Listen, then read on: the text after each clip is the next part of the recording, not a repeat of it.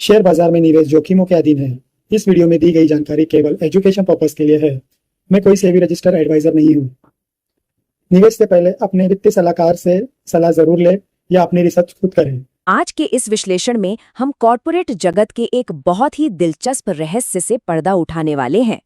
हम बात कर रहे हैं श्री दिग्विजय सीमेंट के वित्तीय वर्ष 2026 की पहली तिमाही के नतीजों की। जब हम इन ताज़ा आंकड़ों को देखते हैं तो एक ऐसा विरोधाभास सामने आता है जो किसी को भी सोचने पर मजबूर कर दे। एक तरफ तो कंपनी की बिक्री रॉकेट की तरह ऊपर जा रही है, लेकिन दूसरी तरफ मुनाफा लगातार सिकुड़ता जा रहा है। आखिर ऐसा कैसे हो सकता है? आज हम इसी पहेली को सुलझाएंगे और इसके पीछे की पूरी कहानी समझने की कोशिश करेंगे। तो आइए जल्दी से देखते हैं कि आज हम क्या क्या कवर करने वाले हैं। सबसे पहले बात होगी इस रेवेन्यू और मुनाफे के अजीबोगरीब विरोधाभास की, फिर जानेंगे मार्जिन पर पड़ने वाले भारी दबाव के पीछे के कारण, उसके बाद कंपनी की क्षमता और मार्केट शेयर पर चर्चा करेंगे, फिर नए नेतृत्व की बात होगी और अंत में देखेंगे कि स्टॉक के पूर्वानुमान और टारगेट्स क्या कहते हैं। चलिए सीधे पहले सेक्शन से शुरुआत करते हैं, रेवेन्यू और मुनाफे की ये अनोखी पहेली। 33,727 लाख रुपए। जरा इस आंकड़े पर गौर कीजिए। फाइनेंशियल ईयर 2026 की पहली तिमाही में श्री दिग्विजय सीमेंट का ये रेवेन्यू है। और ये कोई छोटी मोटी रकम नहीं है। अगर हम पिछले साल की इसी तिमाही से इसकी तुलना करें, जो कि करीब 19,595 लाख रुपए था, तो ये सेल्स में एक बहुत ही शानदार और बड़ी छलांग है। पहली नजर में देखने पर लगेगा कि कंपनी तो बहुत तेजी से ग्रो कर रही है, लेकिन असली कहानी मुनाफे के आंकड़ों में छिपी है। रेवेन्यू भले ही इतना शानदार हो, पर नेट प्रॉफिट का हाल देखिए। Q1 2025 में जो मुनाफा 1,379 लाख रुपए था, वो अब घटकर सिर्फ 683 लाख रुपए रह गया है। सीधे शब्दों में कहें तो बम्पर बिक्री होने के बावजूद टैक्स के बाद का मुनाफा साल दर साल लगभग आधा हो चुका है। किसी के भी मन में ये सवाल आना लाजमी है कि आखिर ये सारा पैसा जा कहाँ रहा है। इसी सवाल का जवाब खोजने के लिए हम आते हैं अपने दूसरे सेक्शन पर। आखिर बिजनेस करने की लागत में ऐसा क्या बदल गया जिसने प्रॉफिट मार्जिन को इस तरह निचोड़ दिया?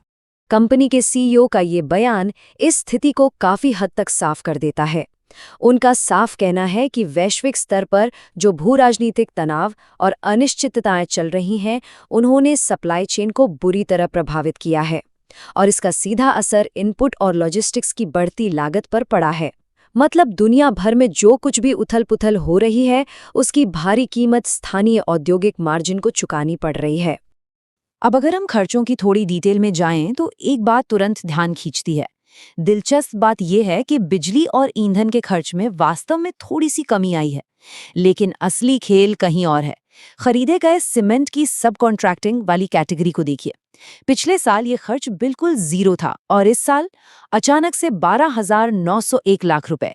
यही वो सबसे बड़ा खर्च है जो कंपनी के मुनाफे को दीमक की तरह खा रहा है और इसका सीधा असर कंपनी की ऑपरेशनल एफिशिएंसी पर पड़ा है। उदाहरण के लिए ईबिटा प्रति टन को ही ले लीजिए। ये मैट्रिक हमें बताता है कि कंपनी हर 1 टन सीमेंट बेचकर कितना कमा रही है। Q1 2025 में ये 701 रुपए था, जो अब गिरकर 500 रुपए पर आ गया है। यानी कंपनी सीमेंट तो धड़ल्ले से बेच रही है, लेकिन हर बोरी पर उनकी कमाई काफी कम हो गई है। और सबसे बड़ी बात, ये प्रेशर अभी खत्म होता नहीं दिख रहा है।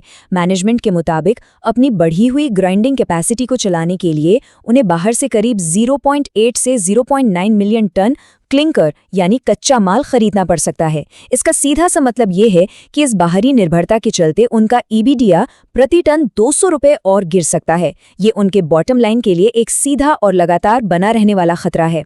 चलिए अब प्रॉफिट मार्जिन की चिंताओं से थोड़ा हटकर तीसरे सेक्शन की तरफ बढ़ते हैं, कैपेसिटी और मार्केट शेयर। गुजरात में एक बड़े खिलाड़ी के रूप में कंपनी का आक्रामक विस्तार। हाई बॉन्ड प्लांट के पूरी तरह से जुड़ने के बाद कमल सीमेंट ब्रांड की कुल स्थापित क्षमता अब 5.2 मिलियन टन तक पहुंच गई है। ये कोई छोटा अचीवमेंट नहीं है। इस आंकड़े के साथ वे अब गुजरात राज्य में तीसरे सबसे बड़े सीमेंट निर्माता बन गए हैं। अगर हम मार्केट शेयर की बात करें तो पूरे गुजरात में उनकी हिस्सेदारी लगभग 10% है, लेकिन असली दबदबा सौराष्ट्र क्षेत्र में देखने को मिलता है। वहां वे मार्केट के करीब 17% हिस्से पर कब्जा जमाए हुए हैं। ये एक बहुत ही सॉलिड रीजनल होल्ड है। इन सब से एक बात तो साफ है कि कंपनी की ग्रोथ स्ट्रैटेजी बेहद आक्रामक है। 25 मिलियन टन चूना पत्थर के रिजर्व्स उनके पास हैं और वो नई खदानें एक्वायर करने की प्लानिंग भी कर रहे हैं। उनका टारगेट है कि फाइनेंशियल ईयर 2027 तक अपनी कैपेसिटी का 70% इस्तेमाल किया जाए और वॉल्यूम में हर साल 8 से 10% की ग्रोथ हो। कंपनी की रणनीति एकदम क्लियर लगती है, भारी मात्रा में उत्पादन और बिक्री करके उस सिकुड़ते हुए प्रॉफिट मार्जिन की भरपाई करना। अब आते हैं चौथे सेक्शन पर, लीडरशिप और ऑपरेशंस। इतने बड़े बदलाव के बीच कंपनी को कौन चला रहा है? इस चुनौतीपूर्ण समय में एक बड़ा और ताज़ा बदलाव कंपनी के लीडरशिप में हुआ है। 17 जून 2026 से अमित अरोड़ा को नया सीईओ और मैनेजिंग डायरेक्टर नियुक्त किया गया है।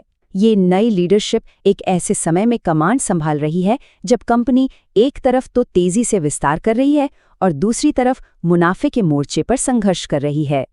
और अगर हम ऑपरेशंस के मोर्चे को देखें तो ये नहीं भूलना चाहिए कि मुनाफे में भारी गिरावट के बावजूद सेल्स वॉल्यूम बहुत ही जबरदस्त रहा है, कुल 6.06 लाख टन।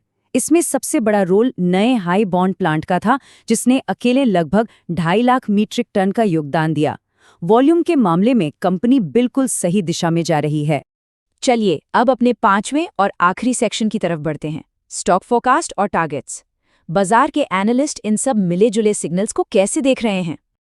19 अगस्त 2026 तक श्री दिग्विजय सीमेंट यानी श्रेडिजिम के शेयर का भाव ठीक 70.36 रुपये था।